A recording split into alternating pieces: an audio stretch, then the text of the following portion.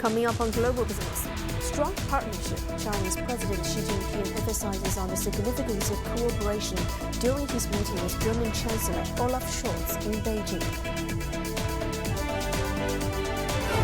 Stable economy. China's economy grew faster than expected in the first quarter, with overall stability witnessed in investment, consumption, and trade. Robust outlook. The International Monetary Fund forecasts a robust 3.2% expansion for the global economy this year, up from its January estimate. From CDTN headquarters in Beijing, this is Global Business. I'm Lily Lu. Chinese President Xi Jinping has met with German Chancellor Olaf Scholz in Beijing. Xi Jinping stressed the importance of cooperation among major countries. He said that as the world's second and third largest economies, China and Germany's relationship transcends the scope of bilateral relations. It has an important impact on the Asian and European continents and on the rest of the world. The Chinese president said the two countries should develop their relations from a long-term and strategic perspective. She said they should work together to inject more stability and certainty into the world. Scholz noted the exchanges and dialogues since his last China visit in 2022. He said the seventh round of German-Chinese intergovernmental consultations in Berlin in June last year was a milestone of bilateral cooperation. Speaking on the Ukraine crisis, both leaders opposed the use of nuclear weapons and attacks against civilian nuclear facilities. Let's now cross over to our correspondent Peter Oliver in Berlin for more on the reactions from German business community. Hi there, Peter. So during President Xi's talk with Olaf Scholz, the Chinese president identified key areas for cooperation. It included automobile, green transformation, and digitalization. And this time, when the German chancellor came to China, he actually came here with some of the biggest names in German auto industry, calling on him to oppose tariffs on Chinese cars, especially electric vehicles, being shipped to Europe. So seems like he got a message, right? And what did China and Germany do to achieve mutual success from joint efforts in these areas? Yeah, I don't think Chancellor Scholz was in any doubt about the message he was given by the auto industry. In the last few weeks, I'd been speaking with Ola Kalaniis, the CEO of Mercedes, with Oliver Blume, the CEO of Porsche, also with the chairman of the China-German parliamentary group in the Bundestag, Hans-Peter Friedrich. All of them had given me the message they wanted to give to Chancellor Scholz. I'm sure they made sure they got that message to him, and that was to make sure that the Chinese side knew that Germany wanted no tariffs on Chinese vehicles coming into the European Union, or at least the main manufacturers wanted no tariffs. The reason is that they want free and open trade. They say it's because they want to duke it out on the world stage with the biggest and best manufacturers, but also, you know, a little bit of self-interest is involved there. They don't want to see any tariffs on Chinese vehicles coming into Europe because they don't want to see any reciprocal tariffs that would potentially be put in place on German vehicles heading towards China, which is a colossal market for the likes of Mercedes and Porsche. So they are very happy at the moment. What they heard from Olaf Scholz saying that Germany will be a voice in the European Union saying no tariffs on Chinese vehicles coming into the EU. On the process of working together when it comes to tackling climate change, there's been a long history of China and Germany working together when it comes to solar energy. Interestingly enough, a lot of the focus on this visit by Olaf Scholz focused on hydrogen energy. Now, Germany has a hydrogen strategy which sets out 2030 as the target for making sure that Germany gets most of its energy, or at least a good chunk of its energy, from hydrogen power.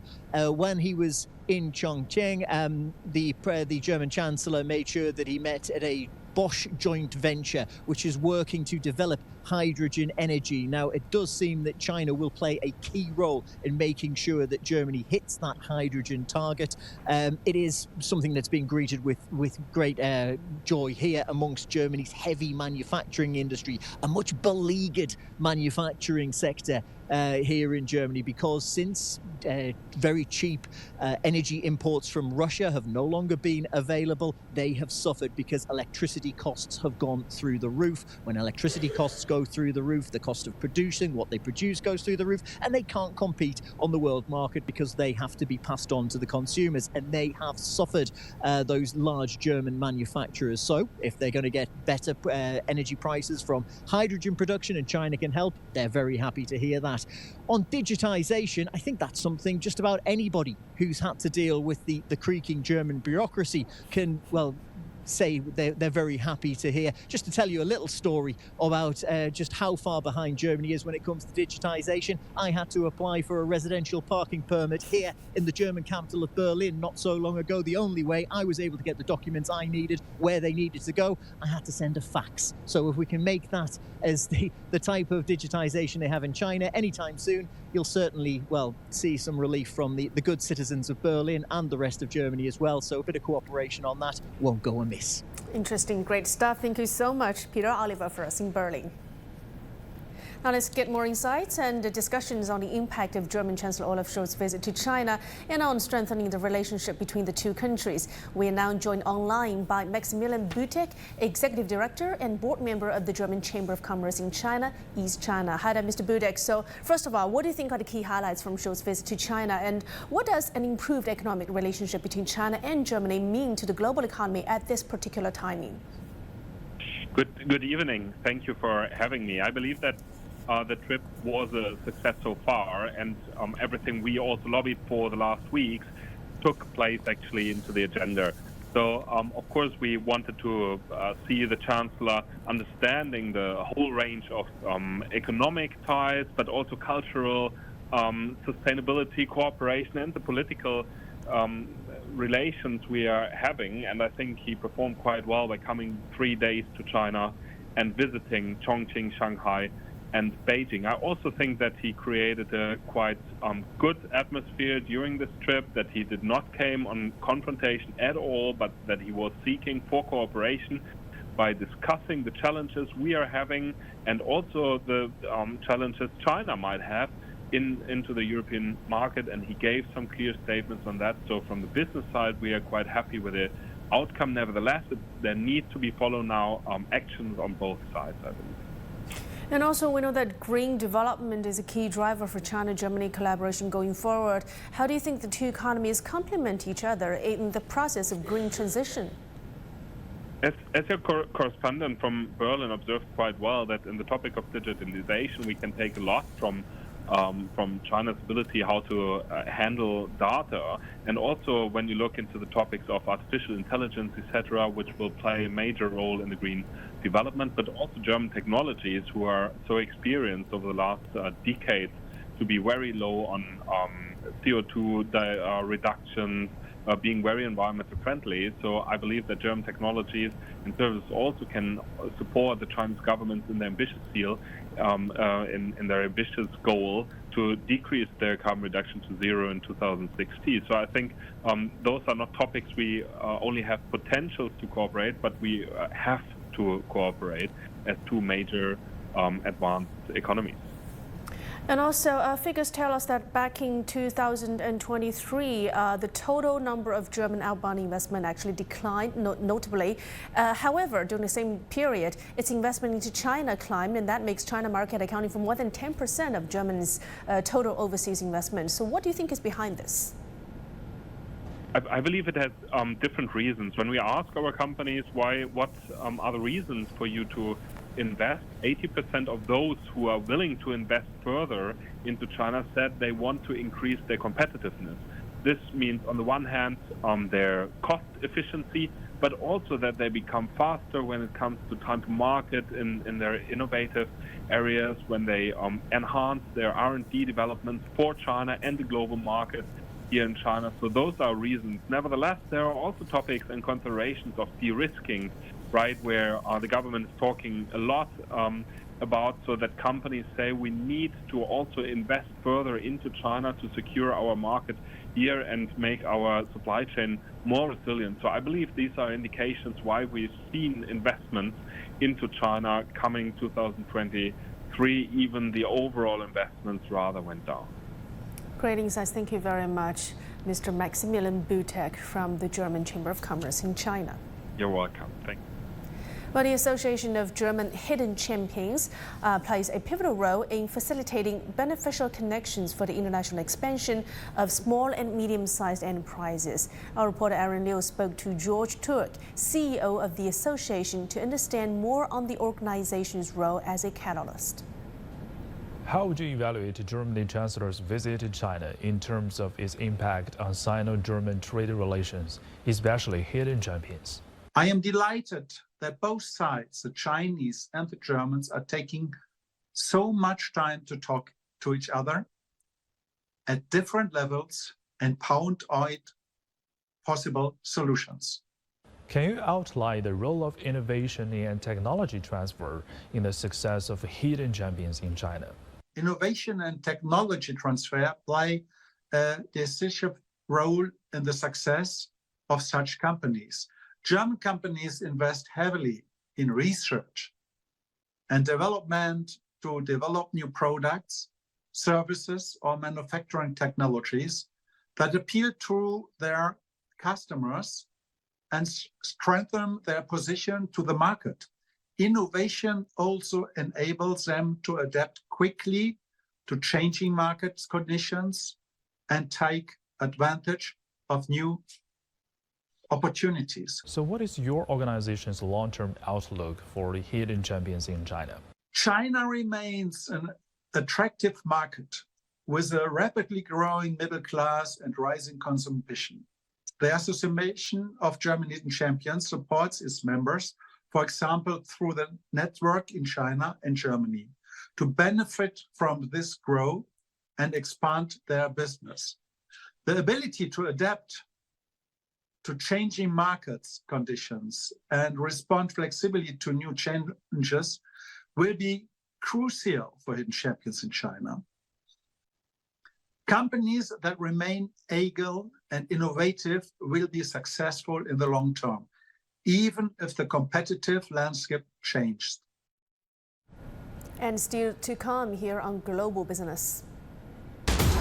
Stable economy. China's economy grew faster than expected in the first quarter, with overall stability witnessed in investment, consumption, and trade.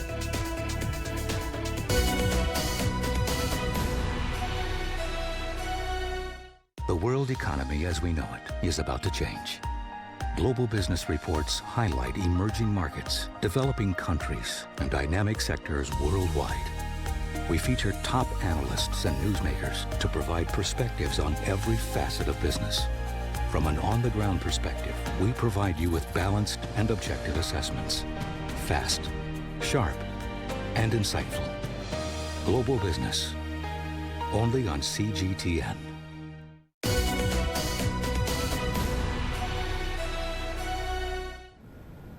China's first quarter economic data that were released earlier on Tuesday paint a picture of a robust growth. The overall economy exceeded expectations, boasting a 5.3% year-on-year increase, surpassing the government's 5% annual target. Notably, fixed asset investment experienced a rapid 4.5% expansion, marking the fastest growth in 6 quarters for one of China's major economic drivers. The industrial value added of large and state-owned enterprises surged by over 6%, propelled by the manufacturing and energy sector. And according to officials, the figures indicate a strong start and lay a solid foundation for the year ahead. 经济运行的稳定性、协调性在增强。 The key economic figures from the first quarter indicate a more stable footing for the economy with coordinated sectors, a vibrant market and continuously growing business sentiment.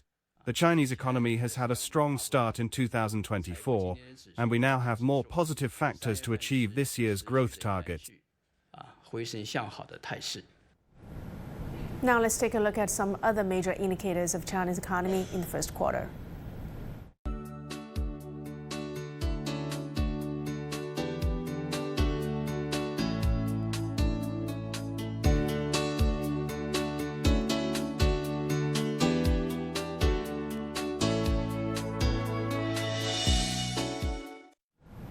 Now let's hear what an economist has to say on the upbeat outlook on Chinese economy.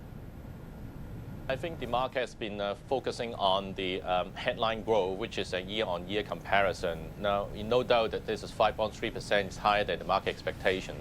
It's also higher than my previous forecast, so I have already revised the GDP forecast for the full year upward by 0.6 percentage point. I also want to draw your attention to the faster growth in the first quarter compared to the last quarter. Now, after the revision, the last quarter has a quarterly growth of 1.2%. But in the first quarter this year, the quarterly growth is now 1.6%, which clearly tells you the economic condition has stabilized. And actually, in some of the sectors, we see a faster growth, in the first quarter, especially in the first 2 months. I think that overall that the economic performance is very stable with some progress. Now, of course, it doesn't mean that there is no challenge at all. And we know that, for example, looking at the property investment number or property sales number today, we do continue to see a deep and slow adjustment of the property market. And we know that the property market is still a very important part of the overall economy with a lot to do with domestic demand. So I do believe that even though we are not talking about trying to create another property bubble, but given the fact that even the political leadership also knows about how important the property market is, many of the relaxation measure and supportive measure will continue to support a slow recovery of the property market. And in the meantime, some multinationals have reaffirmed their commitment to expanding their presence in the country. China has a huge market size, and China is actively expanding imports and promoting high-quality development, which provides us with many market opportunities. We believe at the 48 Group Club that the development of China's economy will provide more opportunities for the world development and the world's economy. How can we bring together common priorities like sustainability, digitalization, integration of new technologies like artificial intelligence? To see the latest and innovative technologies is very interesting. I think the Chinese electronics impressed me. I think the future is looking promising. Like for the technology at BrainCo, impressive. In 20 years, to see where I can bring these innovative technologies to my country, to my market, and to give access to people that have never heard of this. The International Monetary Fund and World Bank has just released their latest report on the world economic forecast, and their projection for China's economic expansion remains unchanged at 4.6%. Let's get more details as we cross over to John Terrett in New York. Hi there, John. Tell us what's happened so far. Hey. Well, it's all just happened really in the last 10-15 minutes or so when the announcement came out. Let me explain a little bit about the World Economic Outlook to you. It is first published in January, but of course that's very close to the end of the previous year. So they do put out a statement then and we all take it in. But then they update it. They update it to coincide with the IMF World Bank spring meetings, which are taking place in Washington, D.C. at the moment, with the great and the good from the world of government and economics gathering, NGOs as well, that sort of thing. They're all in Washington, D.C., and they'll be there until Saturday, having a big conversation amongst themselves about what happened in 2023 and what's going to happen in 2024 and 2025. So the World Economic Outlook has now been revised, and basically the headline is that the global economy is surprisingly resilient. But the headline, the one that we've picked out among all others, is that China's GDP, or gross domestic product, which is all the activity, as economists call it, in one basket in China, remains unchanged between January and the publication just a few minutes ago. So in January, the prediction for 2024 was 4.6%, and it still is. And the prediction for 2025, 4.1%, and it still is. Now, this is very favorable over other regions of the world. I mean, look at the United States, for example. The IMF World Bank is predicting growth here, GDP here, activity here, of 2.7% in 2024 and 1.9% in 2025. Now, I think that is actually up a little bit, actually. But the Eurozone, 2024, 0.8% this year and 1.5% in 2025. And that is a downgrade from the IMF. So let me repeat then, the headline, China's Projections for this year and next year unchanged at 4.6 and 4.1%. Now, the IMF does say that there's some surprising strength and very positive signs in the Chinese economy generally, though, of course, the property market issue is something to be cautious of. We understand that. Now, the spring meeting, as I say, looks back to 2023 and 2024, and for the whole global activity, the forecast is for 3.2% this year, 3.2% next year.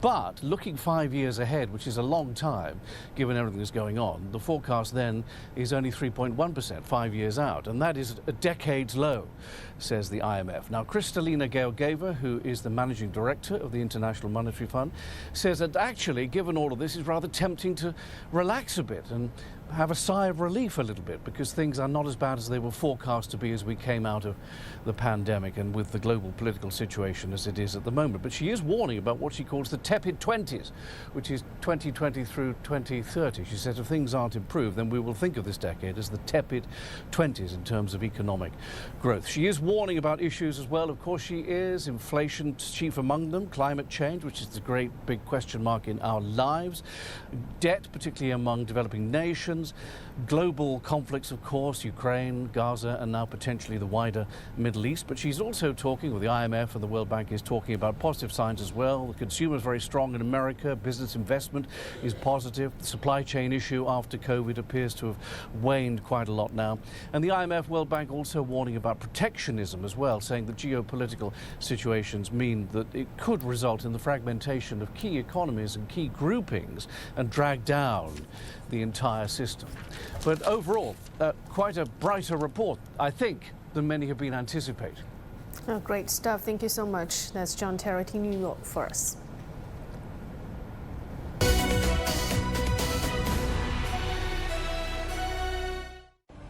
The Asia Pacific's largest consumer products exhibition is back. Over 4,000 global consumer brands converge to showcase their latest and most unique products. We're at the forefront of China's evolving consumer trends. To show you how businesses are leveraging China's rapidly expanding consumer market for growth. At the China International Consumer Products Expo.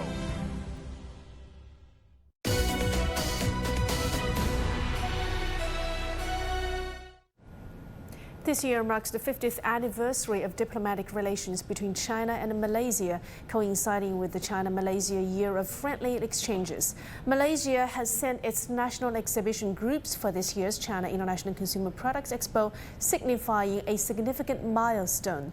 Numerous Malaysian companies have also actively engaged in trade exhibitions in China. And now let's get more insights as we cross over to Ryan Meltzer in Kuala Lumpur. Hi there, Ryan. So what are your thoughts and observations on this development?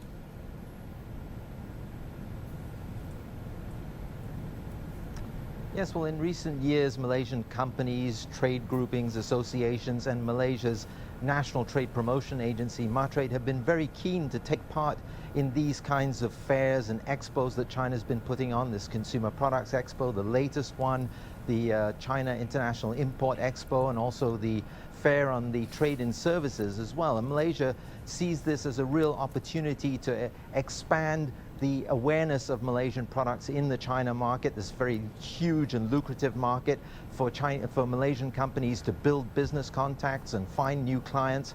And they see it as an overture from China, as a sign that China isn't just looking to export to countries such as Malaysia, but is also keen to import products from Malaysia as well. And for this year, the 50th anniversary of diplomatic ties, the trade promotion agency MATRADE has already laid out a list of events, of forums, of fairs, of expos that it intends to take part in and bring Malaysian companies to take part in China, as well as a big end-of-year event here between China and Malaysia that will take place in Malaysia. So certainly a very keen focus this year on boosting participation in these kinds of events. Now, China has been Malaysia's #1 trading partner for the past 15 straight years, as well as being one of the top foreign investors. Now, of course, China exports a huge array of products to Malaysia, while Malaysia exports certain commodities and food items and is an important part of China's electronic supply chain as well. But what we've seen is a bit of a shift really in recent years, where we're seeing the export from China of more services, ICT services.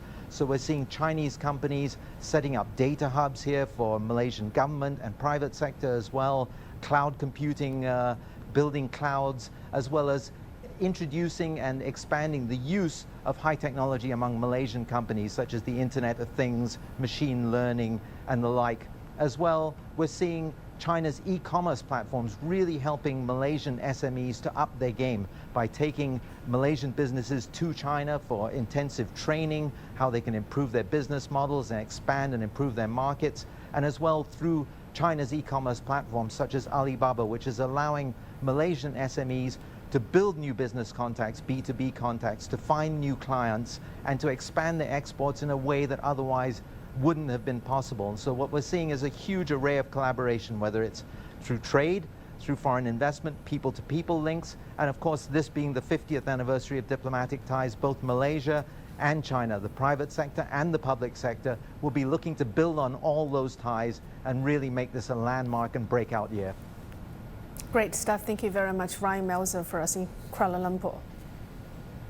And also during this year's Hainan Expo, a yacht show was being held, and our reporter Zhu Zhu and her peer Gao Han from Hainan local television Sansha TV take us through the burgeoning yacht economy on the tropical island. Cheers! Lavish yachts, crystal clear waters. Are we on vacation? Unluckily, we are still working.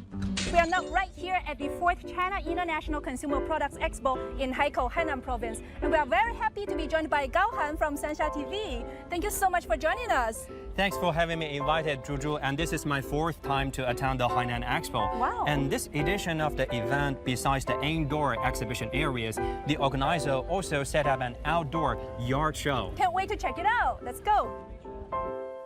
This year marks the first time the yacht exhibition has been designated as a branch venue of the China International Consumer Products Expo. 80 international brands showcased 120 yachts from countries such as the UK, Finland, and the US. While when Zhang Yu sees these beautiful coastal views, he thinks about the huge potential for economic growth if nighttime yacht tours can be promoted. 但是现在在国内来说，我们目前在海南这一块的话，出海还是以白天为主。 In China, especially in Hainan, yacht trips mainly occur during the daytime. However, in places like Europe, nighttime coastal cruises are more popular. Currently, our country's overall policies regarding boating, yacht rentals, and nighttime excursions are still being improved. If coastal yacht tourism becomes more widespread in the future, there is still significant room for the yacht economy development. Hainan has emerged as a leading province for the yacht economy in China. Last year, visitors engaged in yacht tourism in Sanya in the province marked an over 80% year-on-year increase. 那么像我们陆地上最大的一条艇呢，也是达到。 Our largest vessel on land is a Finnish national treasure level yacht. The implementation of zero tariffs for yachts in the Hainan Free Trade Port has facilitated the entry of foreign yachts into the province. According to a yacht industry development plan released by Hainan, the province aims to have around 2,500 registered yachts and over 1.3 million yacht tourists by next year. Zhu, CGTN, Haikou in Hainan Province. And with that, we'll come to the end of this edition of Global Business on CGTN. I'm Lily Lu in Beijing. See you next time.